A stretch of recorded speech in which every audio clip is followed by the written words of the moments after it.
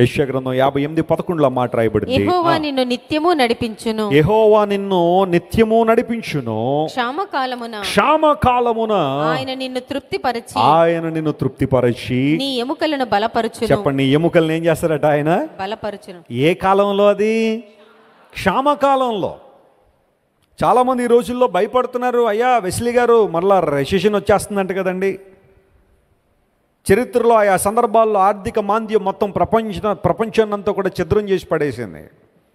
2009 సంవత్సరంలో ఆర్థిక మాంద్యం ప్రపంచంలోకి వచ్చింది.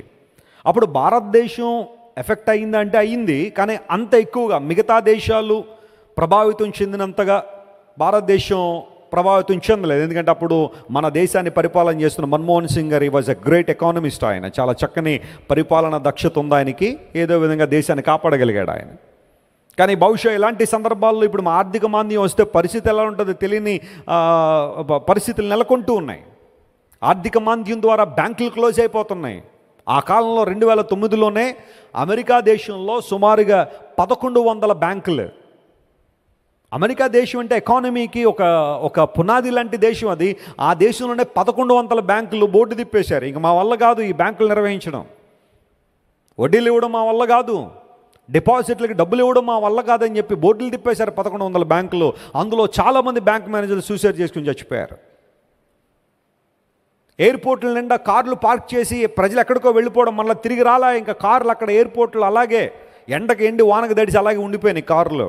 ఎందుకంటే వాటిని మేనేజ్ చేసే అవకాశం చాలామందికి లేదు. ఉద్యోగాలు పోతున్నాయి, పింక్ స్లిప్లు ఇచ్చేస్తున్నారు, టేబుల్ మీదకి వస్తారు. ఆ రోజు ఏదో ఉద్యోగం చేయాలని చాలా కష్టపడి ఇంటి నుండి లంచ్ బాక్స్ కూడా ప్రిపేర్ చేసుకుని టేబుల్ మీద రాగానే టేబుల్ మీద పింక్ కార్డు ఉంటుంది. పింక్ కలర్ కార్డు ఉంటే అర్థం ఏంటో తెలుసా?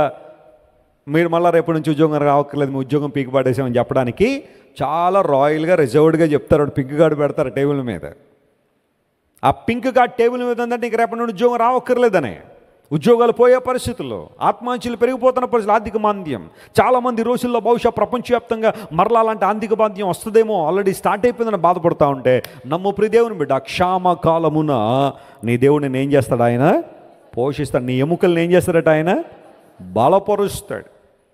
ఎముకలు బలపరచబడ్డానికి కావలసిన మూలకాలు, పదార్థాలు మనం ఇంకొంచెం డీటెయిల్గా వెళ్తే చాలా విషయాలు అవన్నీ చెప్పడానికి సమయం కాదు. బైబిల్ ఎంత చక్కని విషయాలు బోధిస్తుందంటే, క్షామకాలమున దేవుడిని ఎముకలు బలపరుస్తాడనే మాట సైంటిఫికల్గా కూడా ప్రూవ్ అయిన మాట అది. 3.5 సంవత్సరాలు వర్షమైనా మంచైనా కురవదని ప్రకటించిన ఏలియా ఆహాబు ముందు నిలబడ్డాడు.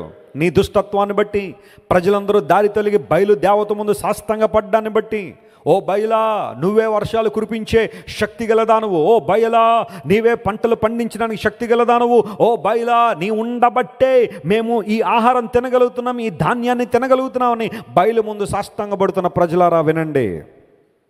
సృష్టికర్తన దేవుడు ఆకాశాన్ని మూస్తే మళ్ళా దాన్ని తెరవగలిగిన వాడు ఎవడు లేడు. 3.5 సంవత్సరాలు మంచైన వర్షమైన కురవదని సవాల్ చేశాడు ఏలియా. ప్రార్థన చేశాడు. కొన్నిసార్లు కఠినమైన ప్రార్థనలు చేశారు దేవుని సేవకులు. ఎందుకోసం తెలుసా?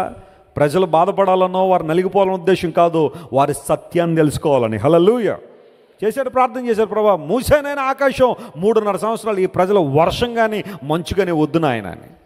అంత కఠినమైన ప్రార్థన ఎందుకు చేశావు ఏలియా అంటే, ప్రజలు కఠినమైన పరిస్థితుల్లో ఉన్న వారు దేవుని మహత్యాన్ని తెలుసుకుంటే చాలు. మాకు వర్షాలు కురిపిస్తుంది బయలు కాదు, పంటలు పండిస్తుంది బయలు కాదు, ధాన్యపు గింజలను మా చేతుల్లోకి ఇస్తుంది బయలు కాదు, సృష్టికర్తన దేవుడు ఆయన మాకు మేలు చేస్తున్నాడని ప్రజలకు అర్థం కావాలా. మూసానైనా ఆకాశం అన్నాడు. 3.5 సంవత్సరాలు ప్రార్థన చేశాడు పట్టుదలగా. దేవుడు అన్నాడు ఓకే అప్రూవ్డ్. ఏలియాలా ప్రకటించిన తర్వాత, ఏలియా నా పరిస్థితి ఏంటి ప్రభు అని దేవుణ్ణి అడిగితే, ప్రభు అన్నాడు నువ్వు వెళ్ళి కెరీతు వాగు దగ్గర కూర్చో, ప్రతి ఉదయ సాయంకాలములు కాకోలములు నీకు ఏం తీసుకొస్తాయి? ఆహారాన్ని పట్టుకొస్తాయి. Elijah get towards eastward and sit at a brook carrier, and every in the morning and evening ravens will bring food to you. అసలు మానవ ఊహకు అందని విషయం. రావెన్స్ ఫుడ్ పట్టుకొస్తాయా? కాకులు. ఏమంటే కాకులు మనస్తత్వం ఏంటి చెప్పండి? ఉన్నది ఏం చేస్తుంది? అది లాగేసుకుంటుంది. ఒకవేళ మీకు ఇంకా తెలియకపోతే ఇంటికి వెళ్ళిన తర్వాత ఏదైనా ఆహార పదార్థం పట్టుకుని కాకులు ఉన్న చోట నిలబడండి, 2 నిమిషాలు అవుట్. లాగేసుకుంటాయి కొన్ని జంతువులు, జాగ్రత్తగా ఉండాలి. మేము బెంగళూరులో మీటింగ్స్కి వెళ్ళినప్పుడు అక్కడ నంది హిల్స్ అని ఒక ప్రాంతం ఉంది. చాలామంది వెళ్తుంటారు బెంగళూరు నంది హిల్స్ ఆ సన్ రైజ్ చూడడానికి. టీం అందరం వెళ్ళాం. మరి వెళ్ళినప్పుడు ఎవరైనా చెప్పాలి కదా, మాకు ఎవరు చెప్పలేదు. పైకి వెళ్ళిన తర్వాత అక్కడ అట్టుపళ్ళు అమ్ముతున్నారు. అమ్మినప్పుడు వాళ్ళనే చెప్పాలి కదా, చెప్పలేదు. మన వాళ్ళందరూ అట్టుపళ్ళు కొనుక్కొని చక్కగా తిందాం అనుకున్న సమయంలో కోతులు దాడి చేసి మొత్తం తీసుకెళ్ళిపోయింది. మరి అమ్మేవాడు చెప్పాలి కదా, ఏమన్నా కొంచెం జాగ్రత్తగా ఉన్నాడు, కోతులు వస్తాయండి ఇక్కడ తీసుకెళ్ళిపోతే. వాళ్ళు చెప్పలేదు, వాళ్ళ బిజినెస్ వాళ్ళదే. చెప్పేమంటే మళ్ళీ కొనరేమో అనుకుంటారండి. మొత్తం వచ్చి పట్టుకుపోయి ఒకటి చెట్టు మీద కొంచెం చక్కగా ఒలుసుకుని తింటున్నాయి. బాధ ఏదండి? ఊరకనే బాధపడుతున్నారంటే కొన్నిసార్లు మరి బాధ ఏదే ఇలాంటి సంఘటనలు. డబ్బులు పెట్టి కొనుక్కుని అట్టుపళ్ళు అవి తీసుకెళ్ళిపోయి మన కళ్ళ ముందే చెట్ల మీద తింటా ఉంటే. కాకులు కూడా దాదాపు అలాంటిదే. కోతులేమో జంతువుల్లో, కాకులేమో పక్షుల్లో. Same attitude.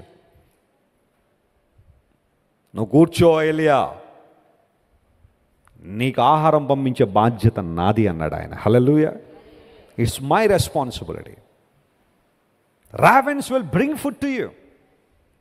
ఈరోజున ట్రెండ్ ఎలా ఉందంటే, మనకి ఏదైనా కావాలంటే ఇప్పుడు వెంటనే దేనిలో ఆర్డర్, అబ్బో బాగానే ఉన్నారు, జొమాటో. టిఫిన్ కావాలన్నా కూడా, ఆ తర్వాత Swiggy.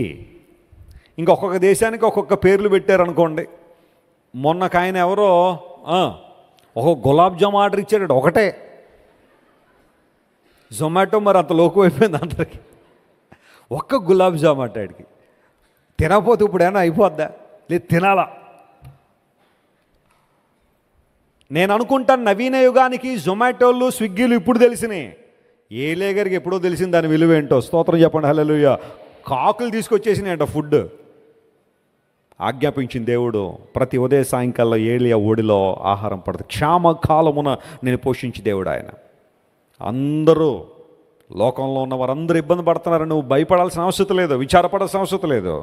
Make sure you are sitting at brook Cherith వాగు దగ్గర కూర్చున్నా లేదో చూడు. దేవుడు తగిన సమయంలో ఆయనని అవసరాలు ఏం చేస్తాడు, ఆయన తీర్చుకెళ్ళాడు. కంగారు పడొద్దు, అధైర్యపడొద్దు, చింతపడొద్దు. మీరు ఇంతవరకు విన్న దైవ సందేశం మరియు దేవుని సేవకులు చేసిన ప్రార్థన మీకు ఆశీర్వాదకరముగా ఉన్నదని విశ్వసించుచున్నాము. ఈ సందేశాన్ని మీ స్నేహితులకు, బంధువులకు షేర్ చేయండి. మీకు ఏదైనా ప్రార్థన అవసరత ఉన్నచో మా ఫోన్ నంబర్లకు కాల్ చేయండి. దేవుడు మిమ్మల్ని ప్రేరేపిస్తే విశ్వాసంతో సాగుచున్న ఈ పరిచర్యను ప్రోత్సహించండి. మరిన్ని వర్తమానాలు, పాటలు వినుటకు జాన్ వెస్లీ మినిస్ట్రీస్ అను మా యూట్యూబ్ ఛానల్ను సబ్స్క్రైబ్ చేసుకొనండి. ప్రభువైన యేసుక్రీస్తు కృప మీకు తోడైండును గాక.